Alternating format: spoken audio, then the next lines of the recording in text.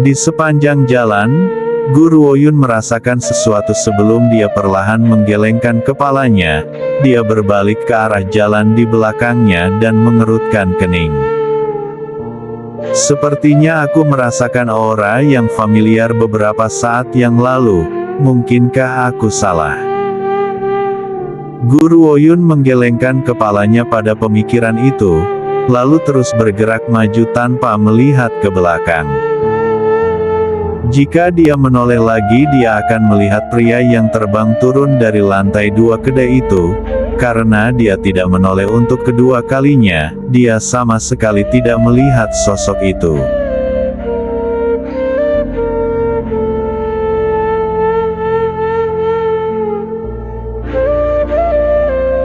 Di kompartemen kedai, pria itu baru saja duduk dan belum menenangkan diri dari kekecewaannya sebelumnya, ketika sebuah suara terdengar dari token komunikasi di tangannya. "Ada apa?" Dia mengerutkan alisnya dan bertanya. "Kakak Jin, kapan kamu kembali?" Suara itu sangat lembut dan menyenangkan, siapapun yang mendengarnya akan merasa sulit untuk tetap bergeming. "Sebulan lagi aku pikir." Pria itu menghela nafas. Tidak peduli apa, Xia Cuksue adalah adik Yuner. Terlepas dari betapa aku tidak menyukainya, demi Yuner, aku tidak bisa mengabaikan anggota keluarga Xia begitu saja. Jika tidak, Yuner tidak akan merasa damai dalam kematiannya. "Baiklah, kalau begitu aku akan menunggumu." Suara dari tablet komunikasi berhenti sebelum berbicara lagi. "Kakak Jin, kakak sudah mati. Sudah waktunya bagimu untuk melupakan dia juga." "Cukup." Mata emas pria itu tenggelam dan dia berbicara dengan nada dingin. "Cuksue, karena kamu adalah adik Yuner, aku akan melindungi keluarga Xia. Aku tidak ingin melihat keluarganya hancur dalam satu hari. Namun aku tidak akan pernah melupakan cobaan dan kesengsaraan yang pernah aku alami bersamanya selama persahabatan kami. Jika dia benar-benar mati, maka aku harus mengingatnya seumur hidupku. Jika kamu mengatakan hal seperti ini lagi, mulai sekarang untuk keluarga Xia, apakah mereka hidup atau mati, tidak akan ada hubungannya denganku." Setelah membuang kata-kata kasar itu, pria itu dengan marah melemparkan token itu ke samping. Dia menggosok kepalanya yang berdenyut dan bergumam. "Yuner, bukankah lebih bagus jika kamu masih hidup? Jangan khawatir. Aku pasti akan menemukan pembunuh yang bertanggung jawab atas kematianmu. Aku akan membuat mereka menemanimu di kuburanmu bahkan jika aku harus melakukan perjalanan ke ujung bumi." Niat membunuh melintas di mata emas indah pria itu saat aura dari dalam dirinya mulai meningkat. Itu meledak seperti badai dan segera menghancurkan semua perabotan yang terlihat. Setelah momen singkat itu, seluruh kedai perlahan menjadi sunyi.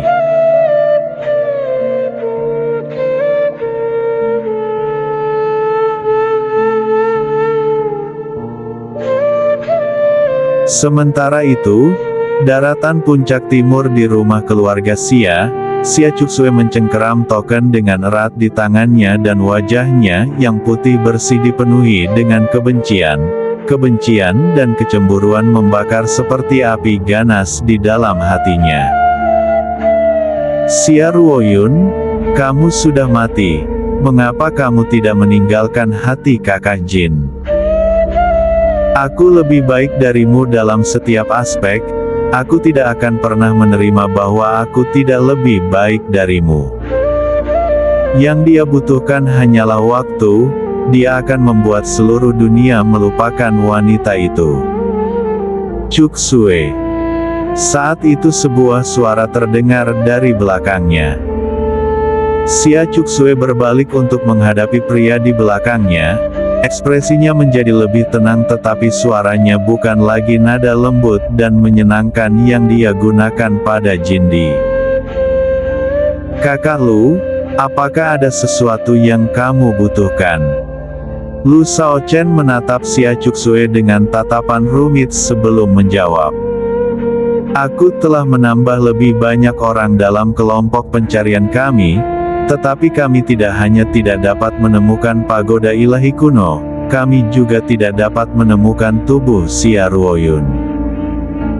Bukankah dia memiliki dokter yang sangat terampil sebagai tuannya? Mungkin lelaki tua itu telah menyelamatkannya. Tidak.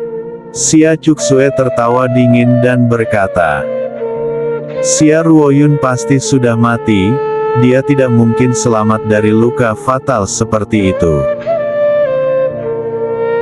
Adapun orang tua itu, dia selalu mencurigai keluarga Xia atas kematian Xia Ruoyun, tetapi karena fakta yang tidak menguntungkan bahwa dia tidak memiliki bukti yang cukup, dia tidak melakukan tindakan apapun terhadap kita.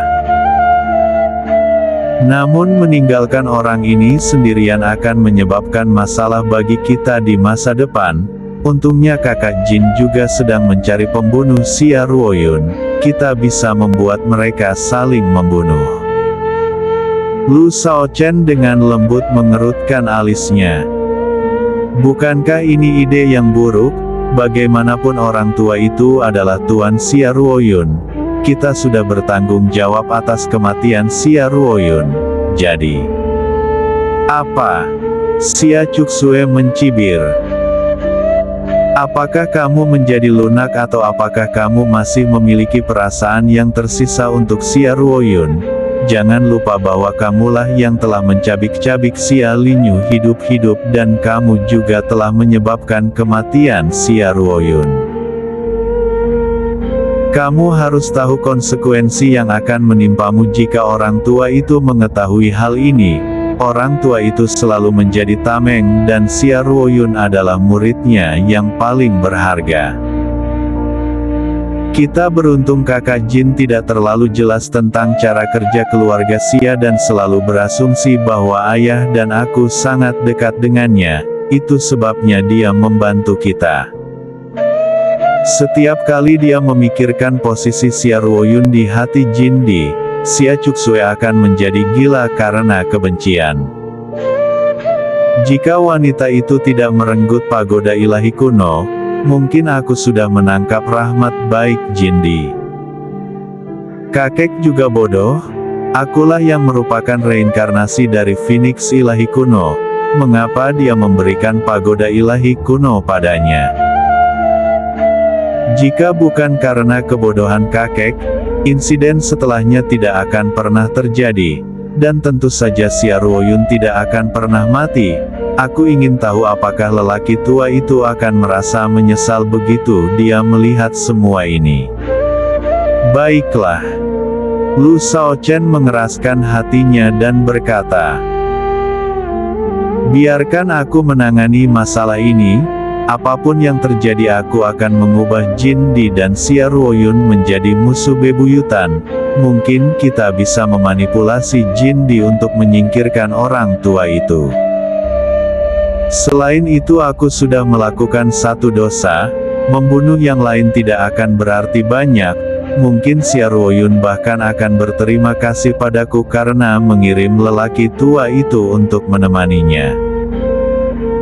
Sebuah cahaya ganas melintas di mata Lu Shaochen dan dia bergumam diam-diam.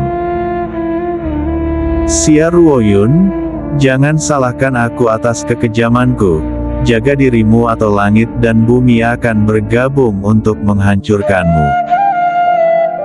Cuksue adalah penguasa sejati pagoda ilahi kuno, dan karena itu kamu tidak dapat mengendalikan pagoda ilahi kuno. Mendapatkan dia akan sama dengan mendapatkan dunia, karena itu aku hanya bisa menyingkirkanmu. Aku percaya kamu akan mengerti aku. Jika bukan itu masalahnya dia akan menggunakan pagoda ilahi kuno sekarang, karena dia telah memegangnya untuk waktu yang lama. Alasan sebenarnya dia tidak bisa menggunakannya adalah karena Cuksue adalah tuan sejati dari pagoda ilahi kuno dan reinkarnasi dari Phoenix ilahi kuno Zixi. Dia jenius sejati di sini. Semua orang jika dibandingkan dengan dia, semuanya tidak berguna.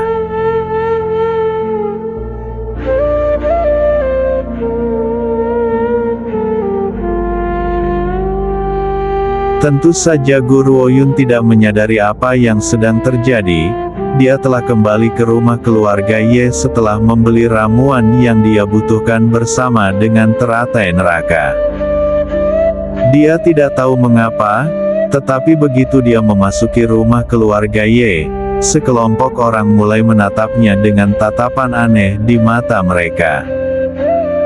Namun demikian, dia tidak terlalu memikirkannya dan pergi ke halaman belakang tanpa berbicara dengan siapapun.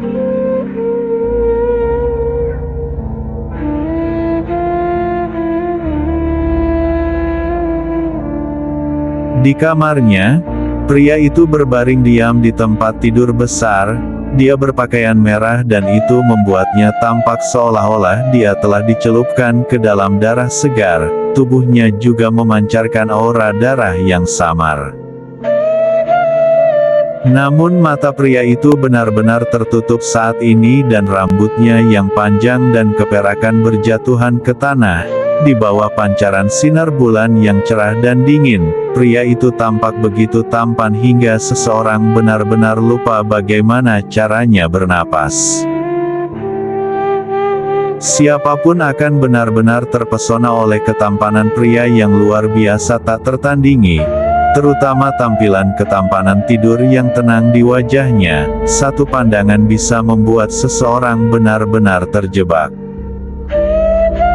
Bahkan dalam tidurnya, ketimpangan bisa membuat semua makhluk hidup menjadi gila. Malapetaka apa yang bisa dibawa orang ini jika dia membuka matanya? Mungkin semua keindahan yang tak tertandingi di dunia tidak dapat dibandingkan dengan ini. Guru Oyun mengendalikan gelombang detak jantungnya dan dengan hati-hati mengeluarkan teratai neraka dari dadanya. Cahaya merah berkelap-kelip dari kelopak memicu ketampanan pria yang mempesona dan membuatnya tampak lebih menakjubkan dari sebelumnya. Aku telah menghabiskan 3 hari terakhir bersiap-siap dan aku sudah menyiapkan semua obat yang kita butuhkan. Xiao Ye, sudah waktunya bagimu untuk bangun. Aku juga mengambil kesempatan untuk membawamu keluar dari pagoda ilahi kuno saat kamu masih tidur, karena aku takut kamu akan berakhir seperti Zixi yang terjebak di dalamnya. Guru Oyun menatap pria di tempat tidur saat emosi berkumpul di antara alisnya. Sudah lebih dari setahun, dia sudah tidur selama lebih dari setahun. Sekarang sudah waktunya baginya untuk bangun. Sayangnya Zixi sekarang menjadi telur Phoenix dan tidak bisa lagi muncul di hadapannya. Jika tidak, dengan adanya Zixi, dia tidak hanya membutuhkan 3 hari untuk bersiap, tingkat keberhasilannya juga akan sangat meningkat. Xiao Ye, aku tidak yakin apakah aku bisa membangunkanmu. Namun apapun yang terjadi, aku harus mencoba. Sebelumnya aku memiliki Zixi untuk menyusun strategi untukku, tetapi sekarang aku sendirian. Meski begitu aku akan memberikan semua yang aku punya untuk menyelamatkanmu. Saat dia berbicara, Guru Oyun mengeluarkan ramuan obat yang dia beli dan memasukkannya ke dalam mulutnya sebelum perlahan menelannya. Kekuatan obat yang kuat mulai menyerang dengan keras di dalam tubuh Guru Oyun, menyebabkan wajahnya segera memutih seperti selembar kertas. Dia memuntahkan seteguk darah tetapi dia tidak menyerah dan menelan setiap ramuan. Untuk mengeluarkan sifat-sifat teratai neraka, seseorang akan membutuhkan darah segar sebagai persembahan korban untuk itu. Namun darah segar saja tidak akan cukup, ramuan ini juga penting. Guru Woyun menghunus pedang panjangnya dan mengiris lengannya. Darah segar mulai menetes dari lukanya. Teratai neraka menyerap darah yang mengandung kekuatan dari tanaman obat. Pancarannya mulai meningkat hingga hampir membutakan. Tidak yakin berapa banyak darah yang telah dia sumbangkan, wajah Guru Woyun menjadi semakin pucat. Ketika aliran darah mulai melambat, dia dengan hati-hati melepaskan lengannya, mengeluarkan pil dan menelannya. Kemudian dia memetik kelopak dari teratai neraka, menopang tubuh pria itu di tempat tidur dan meletakkan kelopak itu di dekat mulut pria itu. Seketika kelopak itu berubah menjadi sinar cahaya dan melesat ke mulut pria itu. Guru Woyun melihat cahaya merah meluncur ke tenggorokan Qian Beiye. Sebuah kekuatan yang kuat meletus dari tubuh Qian Beiye.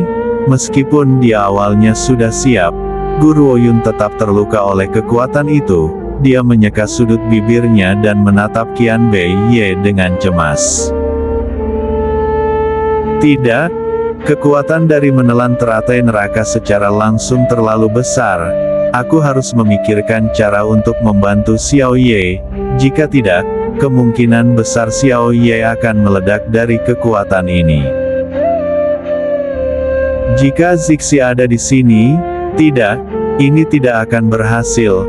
Aku tidak bisa mengandalkan Zixi untuk semuanya. Sekarang aku harus menyelesaikan semua masalahku sendiri. Guru Woyun menahan badai dari tubuh Qian Beiye dan perlahan berjalan ke arahnya. Dia kemudian memeluknya sekencang mungkin. Pada saat itu kekuatan mengamuk dari tubuh Qian Beiye mengarahkan dirinya ke arah Guru Woyun, meledak ke organ vital tubuhnya. Itu menyakitkan. Guru Woyun sekarang bisa merasakan sakit yang membakar di setiap pembuluh darah dan arteri di tubuhnya.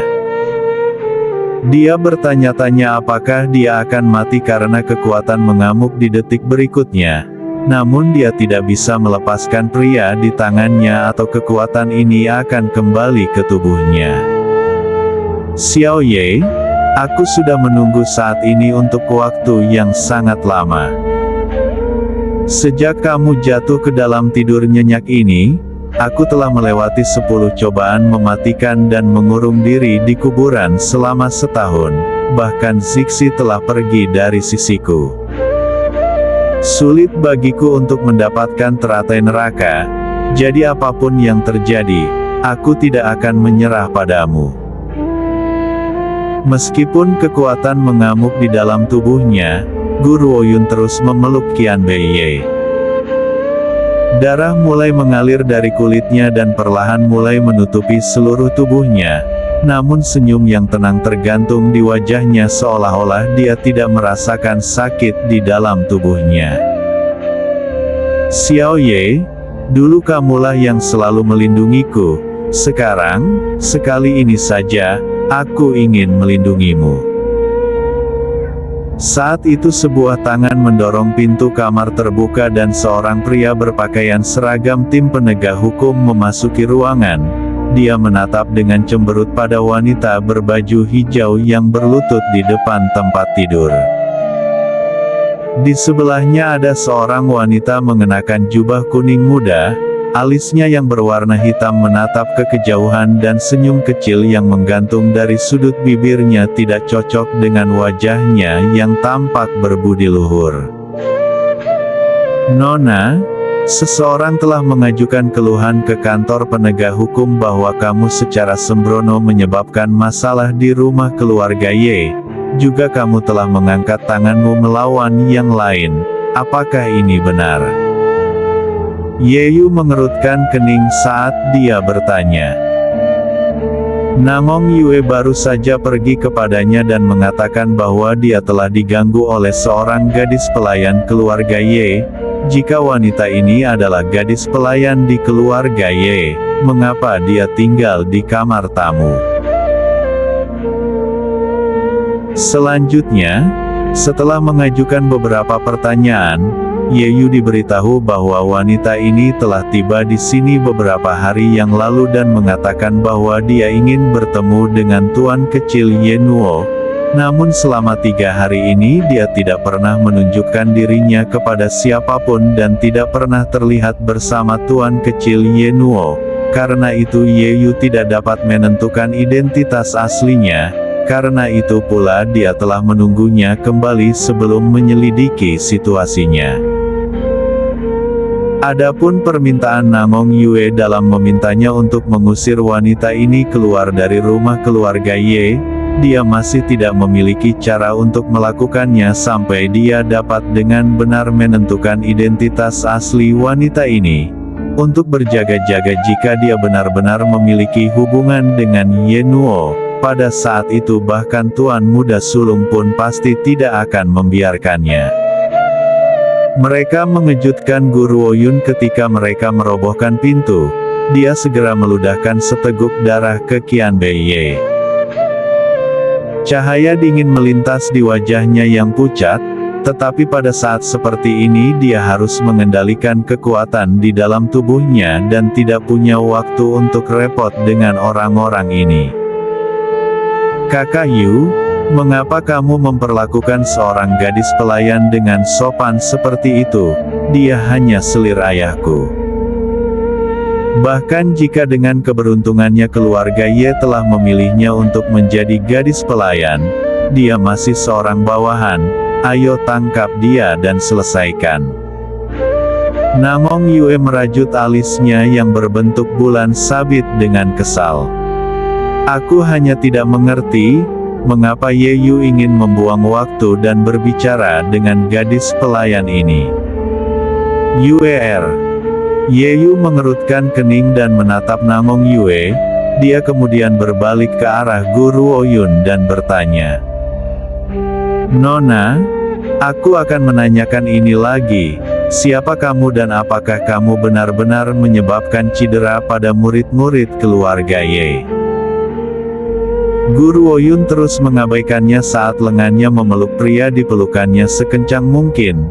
Matanya yang jernih dan dingin hanya menunjukkan sedikit kehangatan setiap kali dia melihat pria berambut perak itu. Ketika dia melihat bahwa Guru Oyun telah mengabaikan pertanyaannya, Ye Yu juga menjadi marah. Tidak masalah apakah dia mengenal tuan kecil Ye Nuo atau tidak, bagaimanapun juga aku masih anggota kantor penegak hukum keluarga Ye.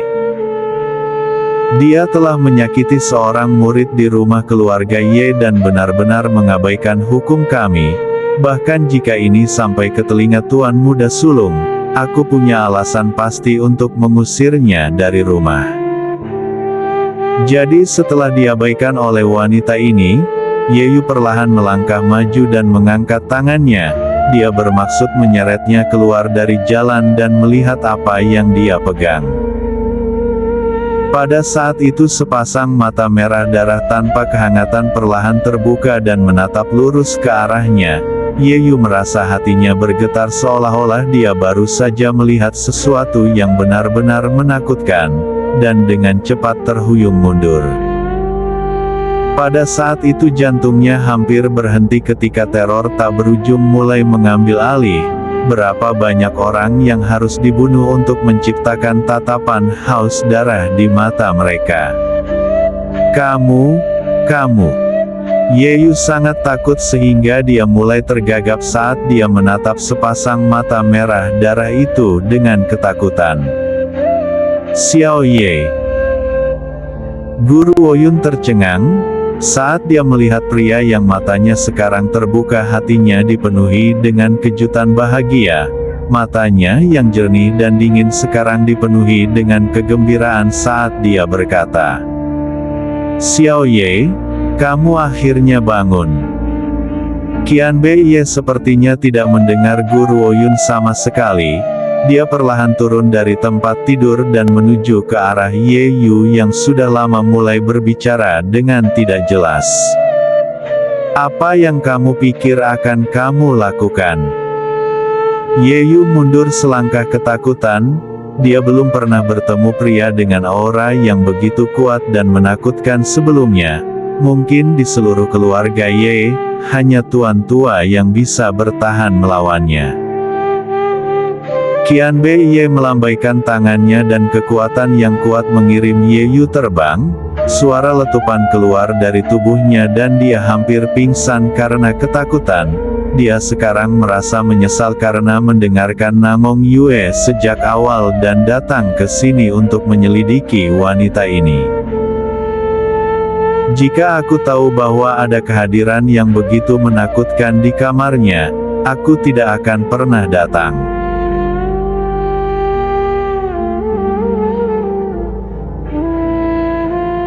Xiao Ye. Guru Ouyun menatap bingung pada pria berbaju merah yang berdiri di bawah sinar bulan, dan tidak bisa tidak memanggilnya dengan lembut. Pria itu akhirnya berbalik, matanya yang haus darah dan kejam perlahan-lahan kehilangan rasa dinginnya ketika dia meletakkannya di atas wajah yang lembut dan cantik itu. Bibir merahnya dengan lembut bergerak dan suaranya dipenuhi dengan kerinduan. Xiao Yun, aku kembali. Ya, dia sekali lagi kembali ke sisinya, tidak ada yang akan memisahkan mereka lagi. Juga dengan kebangkitannya kali ini dia memiliki kekuatan yang cukup untuk melindunginya, bahkan 100.000 kehormatan bela diri seharusnya tidak berpikir untuk mencoba menyakitinya. Bibir Guru Ouyun melengkung menjadi senyuman. Senyumnya bukanlah senyum tenangnya yang biasa, tetapi memiliki kelembutan dan kehangatan yang langka. Xiao Ye, selamat datang kembali. Tiba-tiba sebuah tangan besar ke arahnya dan menariknya ke dalam pelukan. Saat dia menikmati pelukan hangatnya, kesibukan dan rasa tidak aman dari hari-hari sebelumnya perlahan mulai mencair. Dalam pelukan pria ini, dia akan selamanya merasa damai. Yuner, meskipun aku sudah tidur nyenyak selama ini, aku tahu apa yang terjadi di luar. Kamu telah melalui banyak hal. Kali ini dia memanggilnya Yuner dan bukan Xiao Yun. Guru Ouyun yang kacau dalam kegembiraannya, tidak menyadarinya sama sekali. Mata Qianbei Ye dipenuhi dengan sakit hati. Bagaimana dia berhasil melewati 10 cobaan mematikan dari tanah yang dibuang? Dia telah merasakan kesedihan dan kemarahan yang begitu besar selama kematian Zixi, sehingga pada saat itu aku benar-benar berharap bisa menghancurkan segalanya dan keluar untuk berada di sisinya. Namun tidak peduli seberapa besar dia ingin bangun, dia tidak bisa membuka matanya. Namong Yue dalam keadaan linglung, dia menatap lekat-lekat pada pria berambut perak dan tidak pernah sekalipun membayangkan bahwa dunia bisa berisi pria yang begitu tampan. Namun apa yang paling dikagumi Namong Yue bukanlah ketampanan pria itu yang tiada taranya, tetapi kekuatan yang sangat kuat di dalam dirinya. Pria ini tidak dapat disangkal adalah seorang kultivator yang kuat, dia justru tipe prianya. Tampaknya kamu masih menikmati menipu orang lain. Namong Yue menenangkan dirinya, sebelum mencibir dan menatap Guru Ouyun dengan arogan. Pasti ada banyak orang yang tertipu oleh rasa kebajikan palsumu. Apakah aku benar? Kamu seorang munafik. Kamu telah merayu ayahku demi sedikit kekuasaan. Apalagi yang tidak akan kamu lakukan? Aku pikir banyak orang tidak menyadari warna aslimu dan membiarkanmu memainkannya seperti mainan. Aku di sisi lain, akan menunjukkan kepada dunia wanita seperti apa kamu sebenarnya. Kata-kataku pasti akan membuka mata pria ini terhadap wanita seperti apa dia. Lagi pula, tidak ada pria yang bisa mentolerir wanitanya merayu pria lain demi uang dan kekuasaan. terutama tipe orang yang memasang wajah mulia dan berbudi luhur untuk menipu orang lain. Mendengar ini, pria tampan tak tertandingi berbaju merah akhirnya bereaksi. Dia perlahan berbalik dan mengarahkan pandangannya ke arahnya. Pada saat itu Namong Yue merasakan jantungnya melompat saat dia menatap dengan bodoh ke wajah tampan pria itu dan menelan ludah dengan keras. Jika aku bisa menghabiskan satu malam dengan pria yang tampak tak tertandingi seperti ini, aku tidak akan pernah melupakannya selama sisa hidupku. Berhenti. Ekspresi Ye Yu berubah ketika dia melihat Qianbei Ye mendekati Namong Yue. Dia berbalik ke belakang untuk menghadapi Namong Yue yang bermata berbintang dan tergila-gila. Dia berteriak, "Yue, lari!" Niat membunuh mulai muncul di dalam tubuh pria ini ketika Namong Yue berbicara. Ye Yu percaya bahwa pada saat ini dia benar-benar akan membunuh Namong Yue.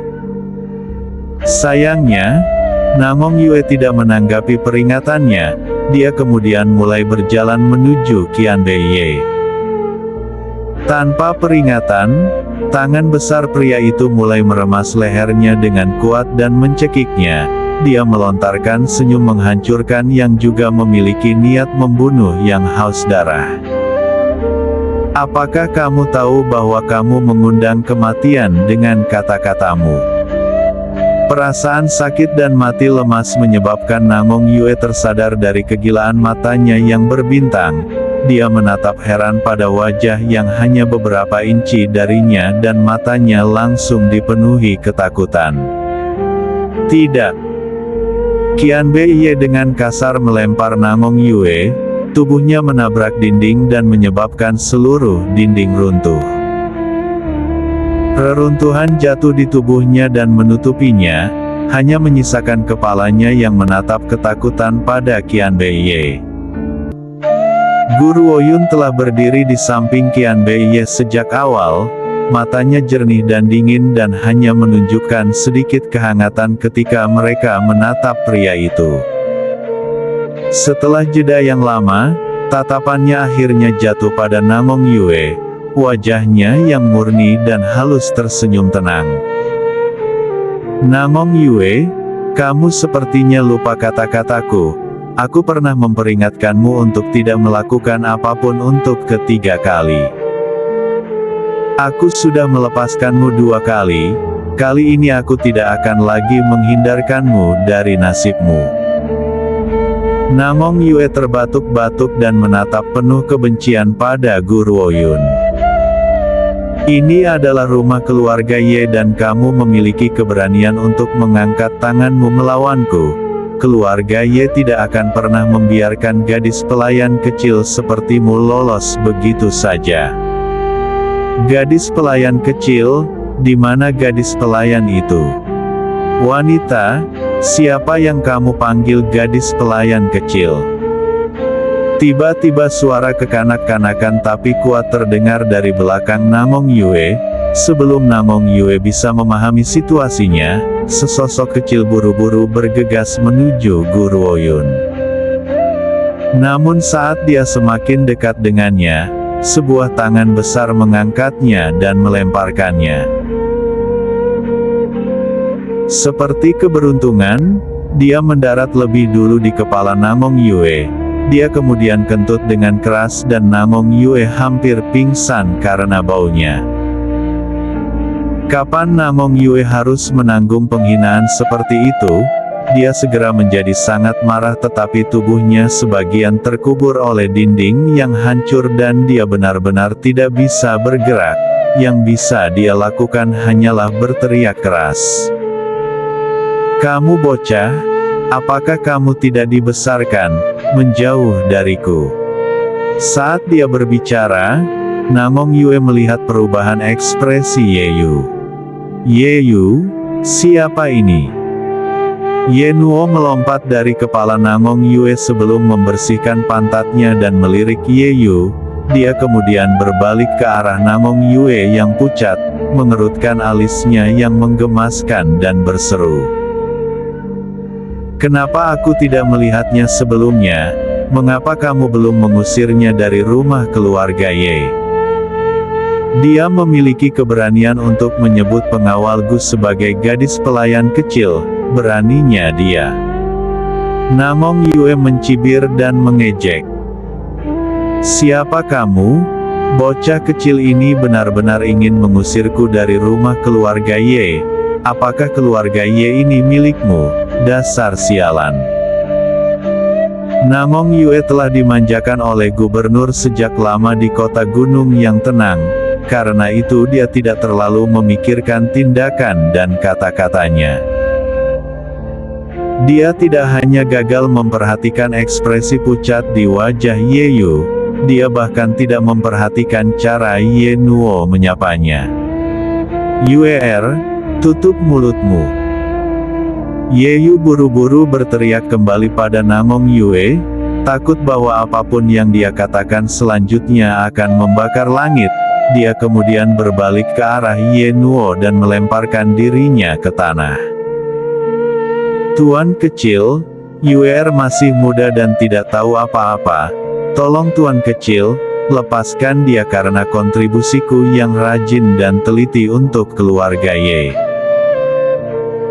Tuan kecil, Namong Yue merasa linglung.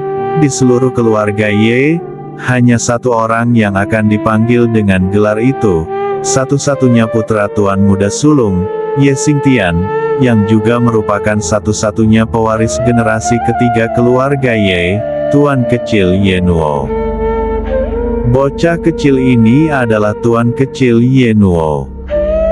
Pada saat ini ekspresi Namong Yue adalah pemandangan yang sangat buruk untuk dilihat. Pikirannya hanya menolak untuk memahami mengapa Tuan kecil Ye Nuo muncul di sini sejak awal. Muda. Ye Nuo memutar matanya dan menjawab dengan sombong.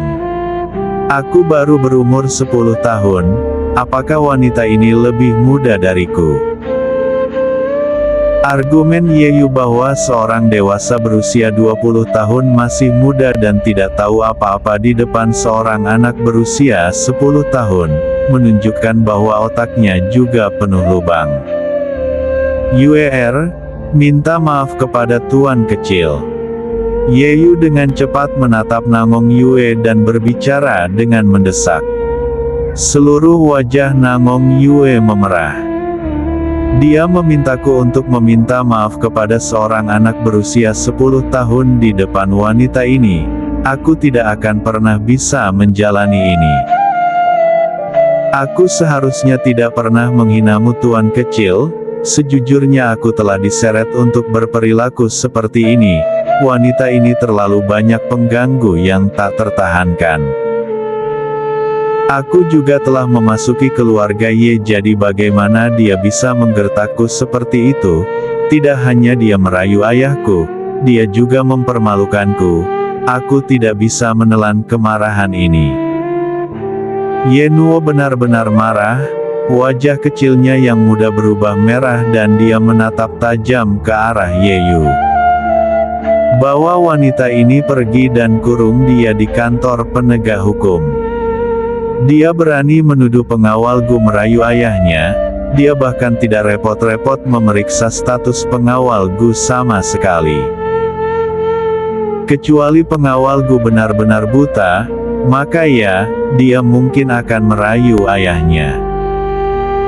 Dengan orang muda dan luar biasa sepertiku di sisinya, mengapa pengawal Gu bahkan ingin merayu seorang lelaki tua yang kering?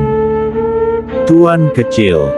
Seluruh wajah Ye Yu berubah cemas dan dia memohon dengan getir.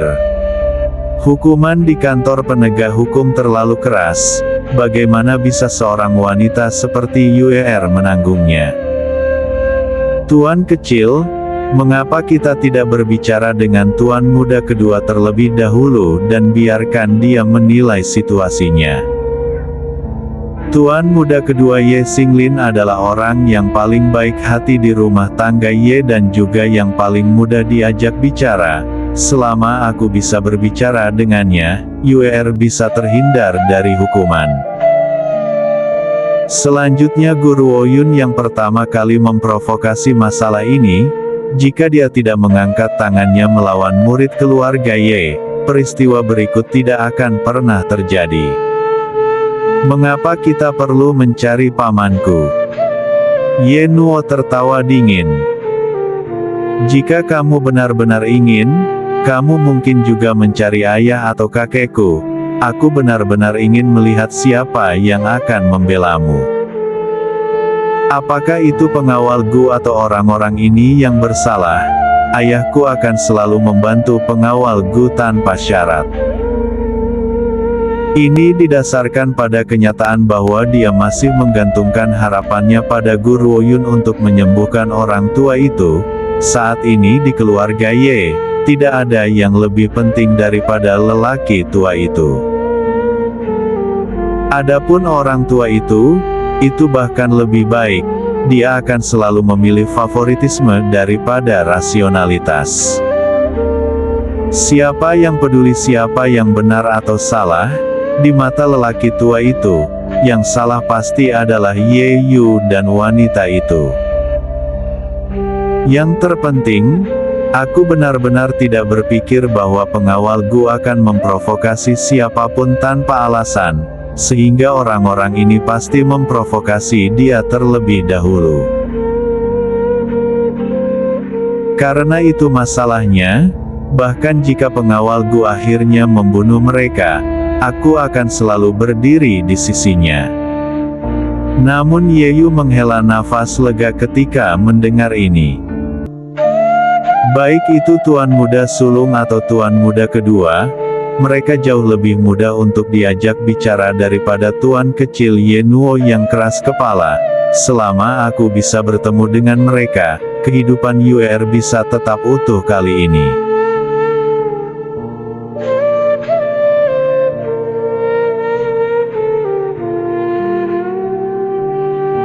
Yuner. Qianbei Ye dengan ringan menyipitkan matanya dan melingkarkan lengannya erat-erat di pinggang Guru Oyun.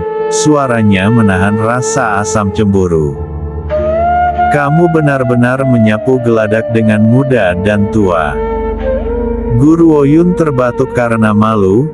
Sejujurnya ketika dia dilamar oleh seorang anak berusia 10 tahun, dia merasakan gelombang ketidaknyamanan di seluruh tubuhnya. Itu adalah perasaan yang sangat canggung. Xiao Ye, sebenarnya Ye Nuo hanya merasa terlalu kesepian. Dia tidak memiliki siapapun di keluarga Ye yang seumuran dengannya dan dia tidak memiliki saudara laki-laki atau perempuan. Semua orang takut padanya dan menghormatinya. Itu sebabnya dia menjadi sangat bergantung padaku dan mengatakan bahwa dia ingin menikah denganku. Dia benar-benar hanya menginginkan seseorang yang akan memperlakukannya sama dan menemaninya. Meskipun orang ini mungkin tampak sangat dewasa di usia yang begitu muda, dia tidak pernah memiliki teman bermain dengan usia yang sama. Karena Yelan, dia telah dipaksa berkultivasi sejak dia mulai mengingat banyak hal. Itulah penyebab kepribadiannya hari ini. Aku tahu. Qianbei Ye tersenyum dan melonggarkan cengkeramannya di pinggangnya, memeluknya dengan cara yang lebih nyaman. Jika bukan karena fakta bahwa bocah lelaki ini belum dewasa, itu tidak akan sesederhana aku membuangnya. Jika ini orang lain, aku akan membuatnya sedemikian rupa sehingga dia tidak akan bisa turun dari tempat tidur selama setengah bulan. Sudut bibir Guru Oyun berkedut. Aku tidak berpikir bahwa Xiao Ye akan memiliki sifat posesif yang begitu kuat. Pengawal Gu, apakah orang ini calon suami yang kamu sebutkan? Ye Nuo menatap Qianbei Ye. Dia awalnya bermaksud untuk melangkah maju ketika dia ingat terlempar ke seberang ruangan dan berhenti di tengah jalan. Dia menggosok hidungnya dan berkata, sepertinya dia terbangun setelah menelan teratai neraka itu. Pengawal Gu, Kamu tidak boleh melupakanku hanya karena kamu memiliki dia di sisimu sekarang. Jika bukan karena aku mencuri teratai neraka, dia tidak akan pernah bangun. Dia sengaja menyebutkan ini untuk memastikan bahwa Qian Bei mendengarnya. Yang dia maksud sebenarnya adalah aku telah mencuri teratai neraka untuk menyelamatkanmu, sehingga kamu tidak bisa membuangku lagi. Bibir Qian Bei melengkung menjadi senyuman dan cahaya melintas di pupilnya yang berwarna merah darah. Ketika dia menatap gadis di pelukannya, kehangatan di matanya tumbuh seolah-olah matanya dipenuhi dengan seluruh keberadaannya. Teratai neraka, Tuan kecil telah mencuri teratai neraka. Yeyu tercengang dan matanya melesat ke depan dan ke belakang. Tiba-tiba sebuah ide muncul di kepalanya. Dia menoleh ke Ye Nuo dan berkata, "Tuan kecil Ye Nuo, bukankah kamu mengatakan bahwa kamu ingin Tuan Muda Sulung membuat keputusan? Tidak apa-apa, ayo kita temui Tuan Muda Sulung. Namun kamu sebaiknya tidak menyesalinya." "Menyesali? Apa yang harus aku sesali?" Ye Nuo memutar matanya dan melirik Ye Yu tanpa berkata-kata. "Kamu telah melakukan sesuatu yang seharusnya tidak kamu lakukan. Jika Tuan Muda Sulung mengetahuinya, kamu juga akan tamat." Ye Yu tidak lagi ketakutan seperti yang dia rasakan beberapa waktu lalu. Dia mengangkat dagunya dan berbicara dengan arogan. "Sesuatu yang seharusnya tidak aku lakukan." Ye Nuo mengernyitkan alisnya yang menggemaskan tetapi tidak bisa mengetahui kesalahan apa yang telah dia lakukan. Tidak peduli seberapa keras dia mencoba mengingatnya, dia tanpa sadar mengisi nada suaranya dengan sedikit ketidaksabaran.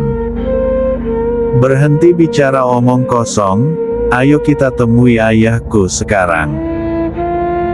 Saat dia berbicara, dia menarik Nangong Yue keluar dari puing-puing dan berjalan di belakangnya dengan langkah cepat. Niat membunuh melintas di mata Qian Bei. Dia tersenyum. "Yuner, ayo tonton pertunjukan bagus ini, bagaimana menurutmu?" Guru Woyun tidak menjawab. Dia tidak tahu mengapa, tapi sepertinya ada sesuatu yang berbeda tentang kebangkitan Qian Bei kali ini. Apa perbedaannya? Dia tidak bisa mengetahuinya. Memikirkan hal itu, Guru Woyun perlahan kembali sadar dan berkata, "Xiao Ye, ayo pergi."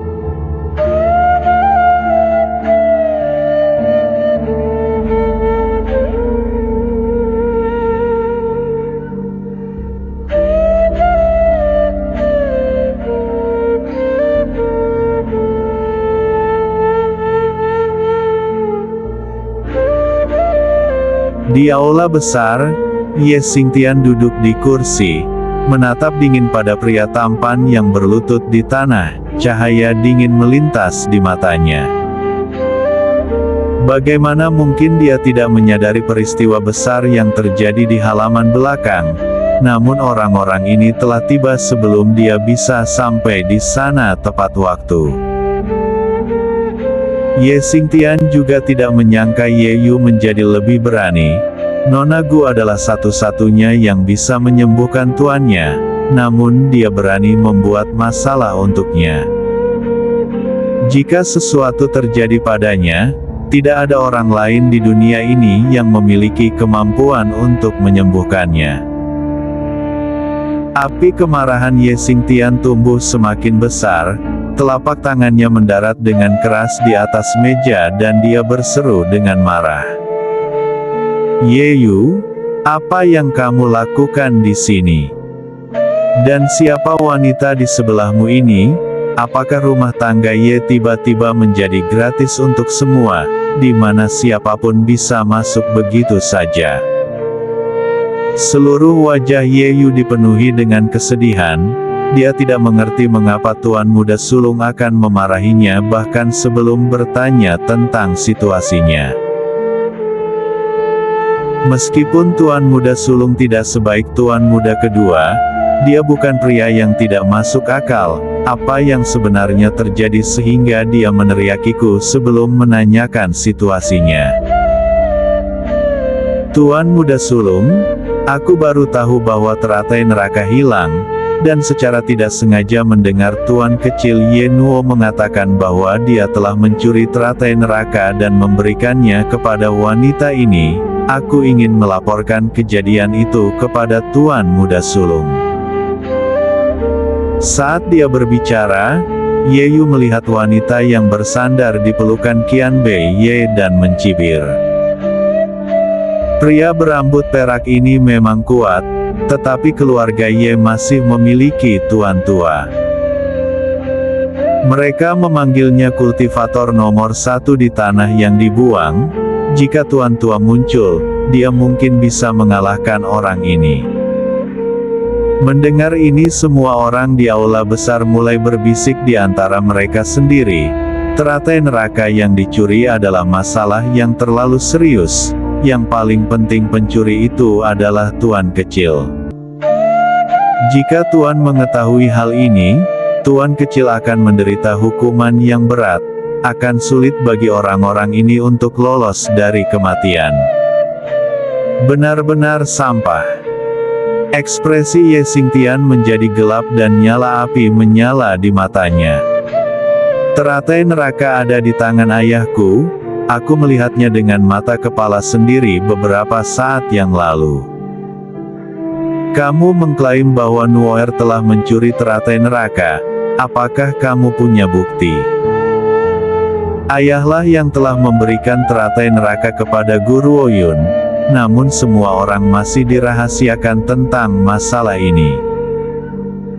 Untuk menghindari memberi kesempatan pada pembuat onar itu, kami tidak dapat memberitahu siapapun tentang ini. Yeyu sejenak linglung dan berkata, aku mendengar Tuan Kecil mengakuinya secara pribadi, tentu tidak ada salahnya. Oh. Ye Xingtian memandang Yenuo, mengedipkan mata padanya dan bertanya, apakah ini benar? Yenuo segera mengerti apa yang sebenarnya dimaksudkan ayahnya dan mengambil beberapa langkah untuk berdiri di depan orang banyak. Tinju kecilnya mendarat di tubuh Yeyu dengan keras. Yeyu tidak berani menentang Yenuo, tubuhnya segera dikirim tersandung kembali. Wajahnya yang tampan penuh dengan amarah yang berapi-api, tetapi dia tidak berani mengatakan apa-apa. Dasar brengsek, kamu mengatakan bahwa aku telah mencuri teratai neraka. Tinju Yenuo mendarat satu demi satu saat mulutnya terus dingin tanpa henti. Telingamu yang mana yang pernah mendengarku mengatakan hal seperti itu? Kamu berani memfitnahku. Dihadapkan dengan tinju, Yeyu sama sekali tidak berani melawan. Takut dia akan menghadapi tentangan besar jika dia menyentuh Yenuo. Karena itu, dia hanya bisa terus menghindari serangan, menggertakkan giginya dengan penuh kebencian. Baiklah. Ye Xingtian mengangkat tangannya, menghentikan Yenuo dan berkata, Nuoer, beritahu ayah tentang apa perselisihanmu. Tuan Muda Sulung. Tanpa menunggu Yenuo berbicara, Namong Yue berlutut dan bergerak beberapa langkah ke depan, membungkuk dengan keras, matanya dipenuhi dengan kesedihan dan kemarahan. Tolong buat keadilan untuk kami. Wanita ini telah mengangkat tangannya dan melukai anggota keluarga Ye. Aku tidak bisa mentolerirnya, jadi aku telah meminta kakak Yu untuk menghukumnya. Saat Namong Yue berbicara, dia mengangkat kepalanya dan menatap Guru Oyun. Dia terus berbicara dengan kebenaran yang gemetar. Sejak aku memasuki rumah tangga keluarga Ye, aku selalu mengingat kebaikan keluarga Ye. Keluarga Ye adalah dermawanku dan aku sangat mencintai keluarga ini. Karena itu aku tidak tahan melihat murid-murid keluarga Ye diganggu dan membela mereka. Aku telah melakukan ini demi keluarga Ye. Mendengar kata-kata itu semua orang yang hadir segera mulai menganggukkan kepala. Jelas di mata mereka, Namong Yue adalah orang yang selalu memikirkan kebaikan keluarga Ye. Guru Woyun telah menyakiti salah satu murid keluarga Ye. Kejahatannya tak termaafkan. Apakah begitu? Ye Xingtian bertanya sambil menatap Guru Woyun. Guru Woyun tersenyum, tidak melihatnya sebagai masalah besar. Aku hanya memberi pelajaran kepada seekor anjing yang menghalangi jalanku. Kerumunan segera menjadi hiruk-pikuk. Tidak ada yang bisa membayangkan bahwa wanita ini akan memiliki tingkat arogansi yang begitu tinggi. Bahkan ketika dihadapkan dengan begitu banyak anggota keluarga Ye, dia berani mengucapkan kata-kata seperti itu. Apakah dia tidak ingin hidup lagi? Juga dalam hal ini, dia secara tidak langsung mengakui tuduhan Namong Yue. Ye Xingtian tertawa pahit. Gadis ini, apakah dia tidak mengerti arti dari penyangkalan? Selama dia menyangkalnya, aku dapat membuat wanita ini diusir dari keluarga Ye di bawah kejahatan tuduhan palsu. Namun dia benar-benar terlalu pintar dengan langsung mengaku seperti itu. Apakah dia mencoba mempersulitku? Nuoer, katakan padaku, apa yang terjadi sebenarnya? Ye Xingtian hanya bisa menaruh harapan terakhirnya pada putranya sendiri. Tentu saja Ye Nuo tidak mengecewakan, dia segera bangkit dan menjawab dengan ekspresi sombong di wajahnya. Ayah, kamu harus membuat keputusan menggantikan pengawal Gu. Wanita ini hanyalah pengganggu yang tak tertahankan. Dia secara terbuka berlari ke kamar pengawal Gu untuk mempermalukannya. Namun hal yang paling kejam adalah dia telah memfitnah pengawal Gu dengan menuduhnya merayu ayahnya. Dia bahkan mengumumkan di depan umum bahwa pengawal Gu adalah selir ayahnya. Aku mendengar bisikan dari orang luar tentang masalah ini dan berlari mencari pengawal Gu. Hanya untuk menangkap wanita ini dalam upaya sia-sia untuk bermain-main dengan calon suami pertama pengawal Gu. Semakin Ye Nuo membicarakannya, semakin marah perasaannya. Wajah kecilnya benar-benar berubah menjadi sangat merah. Wanita, kamu harus melihat ke cermin dan menilai moralitas dan perilakumu juga. Ayahmu itu adalah orang tua yang kering. Seberapa baik dia sebenarnya? Pengawal Gu memiliki calon suami pertama yang luar biasa dan dengan aku sebagai calon suami keduanya, apakah dia bahkan akan melihat ayahmu yang terkutuk itu untuk kedua kalinya? Jika kamu tidak percaya ayah, aku dapat memanggil para murid keluarga Ye sebagai saksi, terutama pria yang telah dipukuli oleh pengawal Gu. Pada saat itu mereka percaya pada kata-kata wanita ini, sehingga mereka menyebabkan masalah bagi pengawal Gu. Mata Qianbei Ye perlahan menjadi gelap dan tangan yang memegang tangan Guru Woyun mengeratkan genggamannya. Berdasarkan fakta bahwa anak ini membantu Yuner, aku akan mengabaikan cara dia memanggilku. Wajah Ye Xingtian menggantikan kecanggungan yang jelas dan dia menatap Guru Woyun. Dia berseru dengan nada malu dalam suaranya. Nona Gu, Nuoer tidak benar-benar bermaksud memanggilmu dengan cara itu, jadi tolong jangan mengingatnya. Adapun keluhan yang harus kamu tanggung di rumah tangga Ye, aku akan membuat keputusan. Matanya kemudian berbalik ke arah Namong Yue. Ekspresi pria itu kehilangan kesopanan yang dia tunjukkan pada Guru Woyun. Wajahnya yang tampan ditutupi dengan rasa dingin yang sedingin es dan matanya dipenuhi dengan aura sedingin es. Yeyu, kamu secara sadar telah melanggar hukum dan berkomplot dengan orang lain untuk menyalahgunakan tamu keluarga Ye yang terhormat. Aku ingin kamu menyesali perbuatanmu sendiri dan tidak ada yang diizinkan untuk membawamu masuk. Adapun kamu Namong Yue, kamu telah memfitnahnya dan menyamar sebagai anggota keluarga Ye. Kejahatanmu seharusnya tidak menghadapi hukuman dari keluarga Ye. Aku akan menyerahkanmu pada Nona Gu. Apakah kamu hidup atau mati? Dia akan membuat keputusan. Ye Xingtian berhenti sebelum melanjutkan. Selain itu Nona Gu adalah teman Nuoer dan juga tamu terhormat di rumah tangga Ye. Jika ada yang berani memperlakukannya tanpa sopan santun, mereka akan dihukum dengan hukuman maksimal.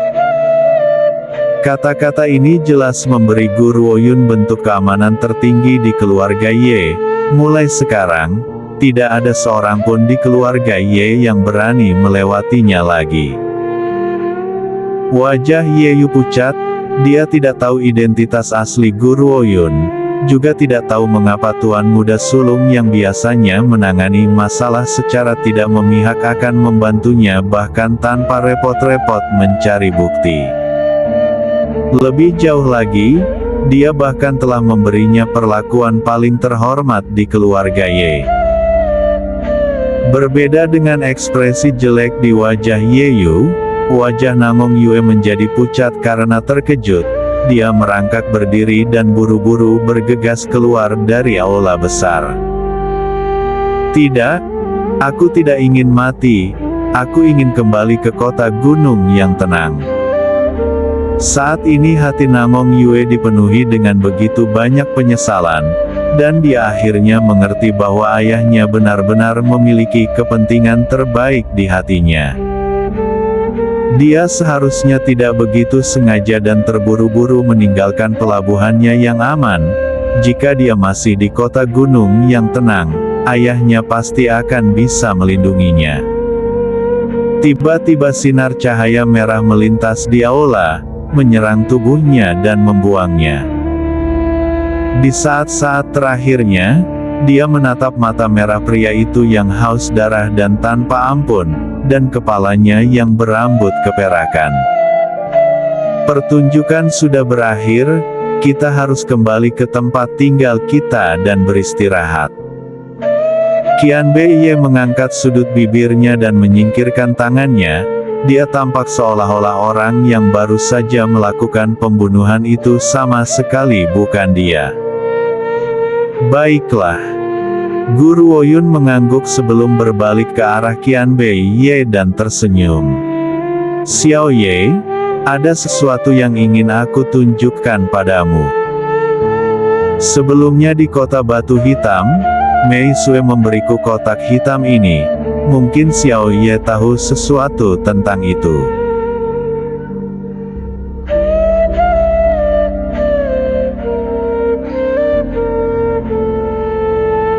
Nuoer. Ye Xingtian melihat Gu Ruoyun dan Qian Bei pergi, dan mengerutkan kening. Pria itu adalah calon suaminya yang disebutkan sebelumnya. Kapan dia muncul? Selain itu, karena pria ini telah terbangun, itu membuktikan bahwa teratai neraka itu efektif. Ye Nuo tidak menjawab. Matanya berbinar misterius dan tidak ada yang tahu apa yang dia pikirkan. Ayah, aku ingin berkultivasi tertutup. Ye Xingtian tercengang, lagi pula putranya ini biasanya paling kesal karena dipaksa berkultivasi secara tertutup. Sekarang dia sebenarnya mengambil inisiatif untuk menyarankannya, mungkinkah matahari terbit dari barat? Ayah, kakek benar.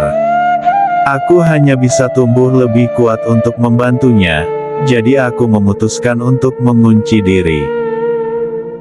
Setelah aku berhasil menjadi kaisar bela diri, aku akan mencarinya lagi.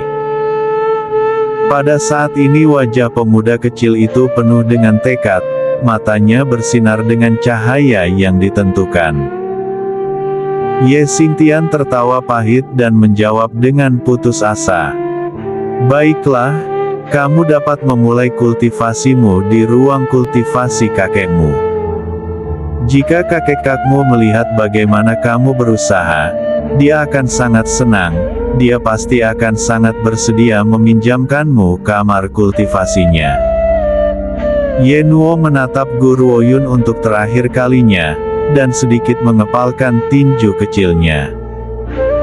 Pengawal Gu, tunggu aku muncul sekali lagi, aku akan membuatmu duduk dan memperhatikanku. Seandainya matamu tidak lagi melihat mataku setelah kemunculan pria ini, sekarang aku hanya bisa menarik perhatianmu dengan kekuatan dan bakatku, namun aku takut bahwa aku tidak akan pernah mengejarmu selama sisa hidupku.